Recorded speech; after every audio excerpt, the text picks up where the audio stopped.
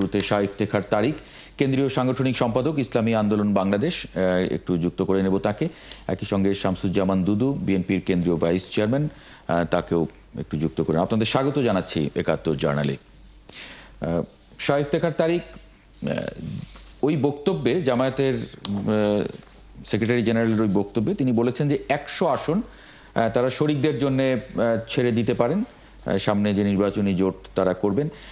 আমরা জানি যে একটা যুগপৎ আন্দোলনে আছেন আপনারা জামায়াত ইসলামের সঙ্গে, অপরাপর আরও কয়েকটি দলের সঙ্গে একটি যুগপৎ আন্দোলনে আছেন অভিন্ন কয়েকটি দাবিতে। আপনারা কি নির্বাচনী জোটটু কি হচ্ছে নাকি আপনাদের, সেরকম কোনো অগ্রগতি আছে কি, ঘোষণা আছে? ধন্যবাদ আপনাকে। আমার সঙ্গে যারা উপস্থিত রয়েছেন আপনাদের স্টুডিওতে এবং অনলাইনে যারা যুক্ত রয়েছেন তাদেরকেও শুভেচ্ছা জানাচ্ছি, এবং এই মুহূর্তে যারা আমাদের দেখছেন তাদেরকেও ইসলামী আন্দোলন বাংলাদেশের পক্ষ থেকে জানাচ্ছি প্রাণ ঢালা শুভেচ্ছা। আপনি যে প্রশ্নটি করেছেন যে কোনো নির্বাচনী জোট হতে যাচ্ছে কিনা, দেখুন, আমরা এই বিষয়ে সুস্পষ্ট বক্তব্য আগেই দিয়েছি। আমরা বলেছি যে আমরা আমাদের ভোটগুলোকে ইসলামের পক্ষের যারা ভোট দিতে চায় তাদের জন্য একটি বাক্স রাখতে চাই। এই জন্য আমরা আমাদের সমঝোতা কার্যক্রম চলমান আছে, বিভিন্ন রাজনৈতিক দলের সাথে আমাদের কথাবার্তা চলছে। এটাই হচ্ছে বর্তমান অবস্থা। কিন্তু কোনো জোটে আমরা যাব না, এটা আমাদের সিদ্ধান্ত। আমাদের কোনো জোটে আমরা যাব না, কারণ নেতৃত্বে যাব না, বা আমাদের নেতৃত্বেও কাউকে আনবো না। হ্যাঁ, নির্বাচনী একটা সমঝোতা হতে পারে, আসন ভিত্তিক সমঝোতা হতে পারে, এবং যেহেতু আমরা যে দাবিতে মাঠে আছি সেই দাবিগুলো আদায়ের মধ্য দিয়ে, সেই দাবিগুলো আদায়ের জন্য আমরা রাজপথেও সেই সমঝোতাকে আরেকটু মজবুত করতে চাই। এই হচ্ছে আপনার প্রশ্নের উত্তর। জি না, মানে একটি বাক্স আপনারা রাখতে চাইছেন, মানে এক বাক্সে যাতে ইসলামের পক্ষের ভোট যায়, সেই মানে সেই যে পক্ষের বলে আপনারা যাদেরকে ভাবছেন তাদের মধ্যে কি বিএনপিও আছে? সবাই থাকতে পারে। সবাই থাকতে পারে, তার মানে ফয়জ আহমদ কোনো প্রশ্ন যদি থাকে? না, আমি একটু জানতে চাই আপনার কাছে, তাহলে যে বেশ কয়েকদিন ধরে কাগজে যে একটা খবর বের হচ্ছে যে ইসলামিক দলগুলোর মধ্যে আলাদা একটি জোট হওয়ার সম্ভাবনা দেখা যাচ্ছে, সেটা আপনার বক্তব্য যেটা বুঝলাম যে আলাদা রাজনৈতিক কোনো জোটের বিষয়ে আপনারা ভাবছেন না, বরঞ্চ নির্বাচন কেন্দ্রিক এক ধরনের আসন সমঝোতার বিষয়ে ভাবছেন। আমি একটু আপনার কাছ থেকে বুঝতে চাই যে আপনারা যে একই সঙ্গে যে আন্দোলন, যুগপৎ আন্দোলন করছেন বেশ কিছু দাবি নিয়ে, তার মধ্যে একটি অন্যতম দাবি হচ্ছে সংসদ নির্বাচনে পিআর পদ্ধতি ইন্ট্রোডিউস করার বিষয়ে। আপনারা কি সেই দাবি থেকে তাহলে খানিকটা সরে আসলেন? না, একেবারেই না, একেবারেই না। আমরা আমাদের দাবিতে অটল আছি এবং আমরা সেই দাবি নিয়ে রাজপথে জনতার কাছে আমরা যাচ্ছি। এখানে আপনি যে বিষয়টির দিকে ইঙ্গিত হয়তো করতে চাচ্ছেন যে আপনারা পিআর এর পক্ষে আন্দোলন করছেন, আবার প্রার্থী কিভাবে চূড়ান্ত হয়, এটা হয়তো আপনার একটা প্রশ্নের জায়গা হতে পারে। এই জায়গাটা আমাদের স্বচ্ছ যে পিআর হলেও তো আমাদেরকে প্রার্থী দিতে হবে। পিআর হলে তো এমন না যে নির্বাচন হওয়ার পরে আমরা প্রার্থী কে কে হবে তা সিলেক্ট করব। পিআর এর যে পদ্ধতি সেটা হচ্ছে যে আমরা আমাদের প্রার্থী তালিকা জমা দিব, সেটা ওপেন হতে পারে, সেটা ক্লোজ হতে পারে। অতএব আমাদের প্রার্থী বিষয়ক চূড়ান্ত ইসলামী আন্দোলন বাংলাদেশ বহু আগেই করে রেখেছে, এবং সেটা একটা চমৎকার পদ্ধতিতে তৃণমূলের মতামতের ভিত্তিতে আমরা সেই প্রার্থী তালিকা চূড়ান্ত করে রেখেছি। এবং আজকে দেখলাম জামাতে ইসলামীও তাদের বক্তব্যে তারা বলেছেন যে তারাও তাদের প্রার্থী তালিকা চূড়ান্ত করেছেন। এখন এই প্রার্থী তালিকার মধ্যে হয়তো আমাদের সমঝোতা হতে পারে। আমি আশা করছি যে আপনার উত্তরটি আমি দিতে পেরেছি। না, সেক্ষেত্রে আপনাদের এই যে আগামী নির্বাচনে আপনারা যে প্রক্রিয়ার মধ্য দিয়েই হোক আপনারা অংশগ্রহণ করতে যাচ্ছেন, আপনারা সেই প্রস্তুতি নিচ্ছেন, সেক্ষেত্রে আপনাদের আগামী নির্বাচনে পিআর পদ্ধতির এই দাবি নিয়ে কি আপনারা মানুষদের কাছে, ভোটারদের কাছে যাওয়ার জন্য এই ভোটকে একটা উপলক্ষ হিসেবে বেছে নেবেন কিনা? সেটা তো অনেক পরের বিষয়। আমরা চাইবো যে এবারের নির্বাচনটাই পিআর পদ্ধতিতে হোক। যদি তা হয় তাহলে তা দেশের জন্য, দেশের মানুষের জন্য মঙ্গলজনক হবে, এবং যারা পরবর্তীতে ক্ষমতায় যাবেন তাদের জন্য মঙ্গলজনক হবে। কেননা আমরা একটা অস্বাভাবিক পরিস্থিতির মধ্য দিয়ে যাচ্ছি, এবং এই বিগত যে আমাদের দেশে যে পদ্ধতি প্রচলিত রয়েছে এফপিটিপি পদ্ধতি, সেই পদ্ধতিতেই যদি আমরা নির্বাচিত হয়, তাহলে যে নতুন ভাবে নির্বাচিত হবে সে অত্যন্ত বড় চ্যালেঞ্জের মুখোমুখি হবে।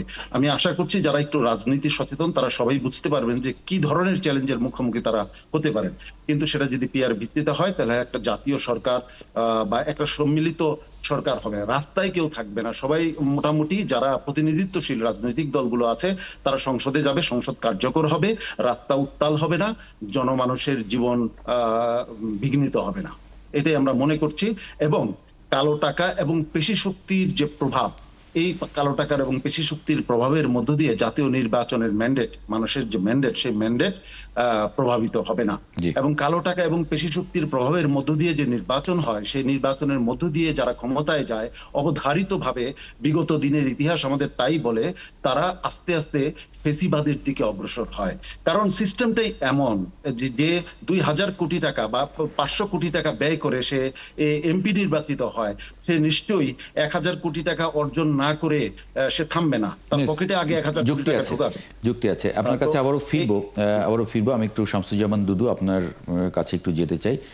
আজকে শিগগিরই আসন ভিত্তিক একক প্রার্থীকে সবুজ সংকেত দেবে বিএনপি, ঘোষণা করবে না, মানে ঘোষণা বলতে আনুষ্ঠানিকভাবে ঘোষণা করবে না, এটা যখন তফসিল হবে সেই সময়ে তারা তবে সবুজ সংকেত দেবেন এবং অন্যদের সঙ্গে একটা মানে আমরা যেটা বুঝছি আর কি, সেই জায়গায় মানে বিএনপিও কি একটা মানে নির্বাচনী প্রক্রিয়ার মধ্যে চলে গেল? অনেকে মনে করছেন যে জামায়াতে ইসলাম সহ অন্য রাজনৈতিক দলগুলো মাঠে নেমেছে নানান, এটা আসলে একটা নির্বাচনী একটা মানে আগে ভাগে একটু শুরু করে দেওয়ার একটা প্রক্রিয়ার মধ্যে বিএনপিও এরকম ভাবছে কিনা, বিএনপিও এই কারণেই এই পথে যাচ্ছে কিনা? আপনাকে ধন্যবাদ। আজকে যারা আছেন আমার সহযোগী হিসাবে তাদেরকে শুভেচ্ছা, যারা বিভিন্ন মাধ্যমে এই অনুষ্ঠান দেখছেন অথবা শুনছেন তাদেরকে শুভেচ্ছা, অভিনন্দন। আসলে বিএনপি তো 16-17 বছর ধরে একটা ভালো নির্বাচনের প্রত্যাশায় আন্দোলন করেছে, রাস্তায় থেকেছে, গুম হয়েছে, শাহাদত বরণ করেছে, জেল খেটেছে, মামলার আসামি হয়েছে।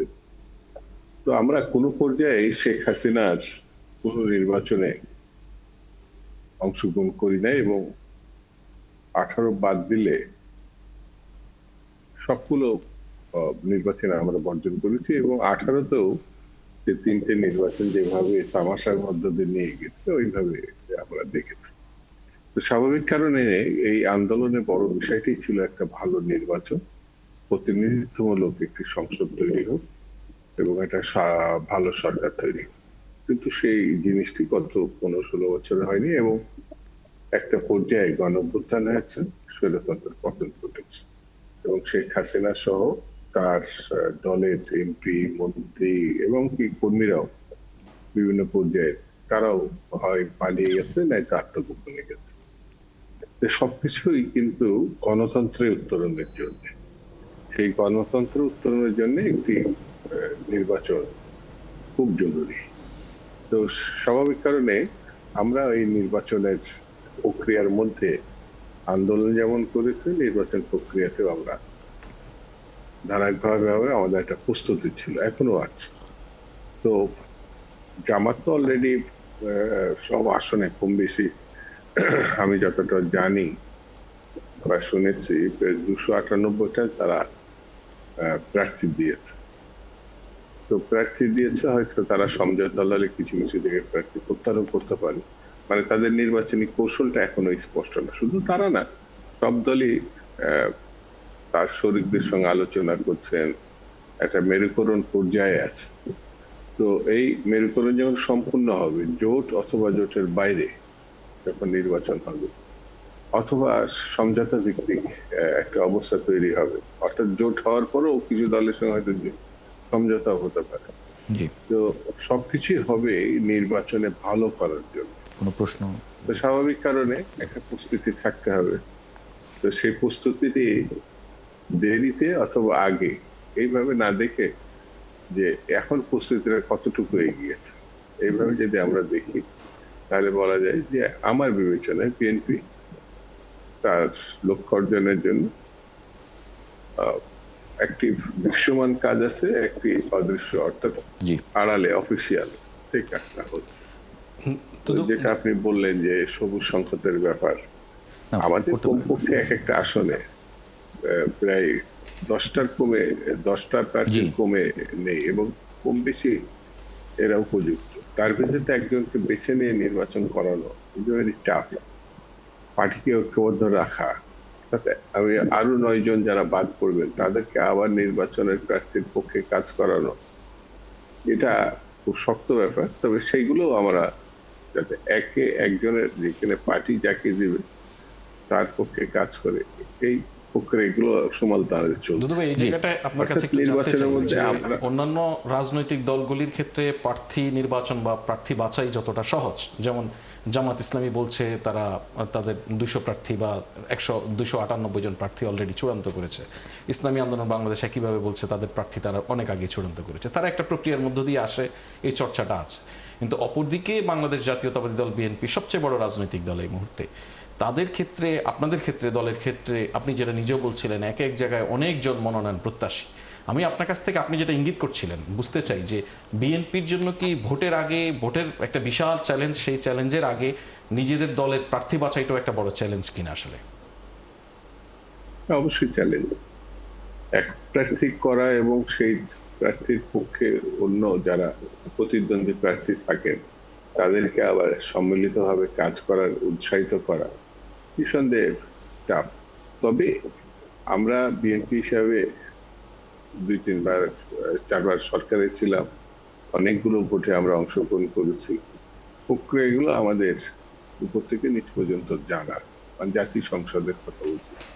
তো স্বাভাবিক কারণে কিছু কিছু ত্রুটি হলো ম্যাক্সিমাম ক্ষেত্রেই, মানে কোন কায়দায় কোন ভাবে কোন প্রক্রিয়াতে এগোলে এটা সহজ হবে সেটা তো আমাদের জানাই আছে, সেভাবে এগোতে পারলে সহজ হবে।